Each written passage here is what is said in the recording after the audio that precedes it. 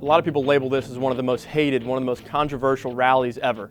And a lot of people have been sitting on the sidelines, perhaps after the financial crisis, sort of scared to get involved, and the markets just continue to run away from them. Why do you think this dynamic for this bull market has played out that way? Why do you think that it's one of the most hated rallies of all time? Because a lot of people did, get stopped out somewhat at the bottom, or they lived above their means where they had to cash in their 401k at the wrong time, or they believed the doomsday guys. So there are some individuals that never made money in the market, but I've said this before with you in the morning call. Okay, just say you are now 68 years old or 70, okay, and you're ready to retire. Baby boomers. Yeah, the baby boomers, like my parents, so to speak. And you invested in 1986. So you started putting your first dollar in the S&P fund before the 1987 crash, and continued to do it every single month through 1987, through 1998, through 2000, through 9/11, through the financial crisis. We were just at all-time highs. So if you approach it with a longer-term plan, you're always going to be okay. If you want to learn how to actually navigate on intermediate levels and pick great stocks and hold winners and create alpha, or go active and create cash flow, that's a different story.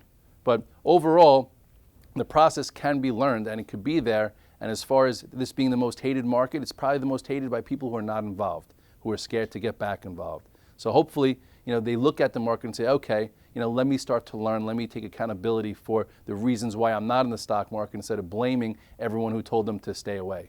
A lot of people say that the fact that it's controversial, the fact that it's hated, is actually fuel for the market. That's evidence that people are on the sidelines. Because I know, my dad he has a long-term equity plan. He's been sitting long stocks, and he's was able to weather the storm, and stocks have obviously gone higher. He's not hating this rally, or it's not controversial for him. But people say that that's just evidence that people are on the sidelines. There's money that still needs to be put to work. Do you agree with that view and think that it could maybe be evidence that the stock market can still go higher? And I do agree with that view. And then maybe that's how just say the government or the Fed's in the market, holding prices higher, which is what people say QE is, and people are not in the market. So there could be like a push-pull where the Fed slowly leaves the market and people slowly come back, and then we continue on a trend. Remember the financials?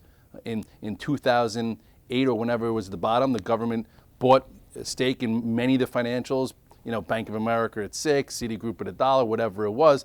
They put the money to work there, and they slowly don't own those positions in the financials anymore, and they're standing on their own 2 feet. And they made a heck of a lot of money off those positions. They bought low and they're trimming higher. So at this point, I think that the Fed's so behind the market that they're going to have their foot on the gas pedal, like they've said. They're not going to make the market crash, but they don't want it to get super ahead of themselves. And overall, if you look at the cost average return over the last 10 years, we just broke out 2 years ago out of that decade channel, which is why I was really bullish coming into this year. So if you look at where we are over 10 years with an average, we're not that far ahead of ourselves.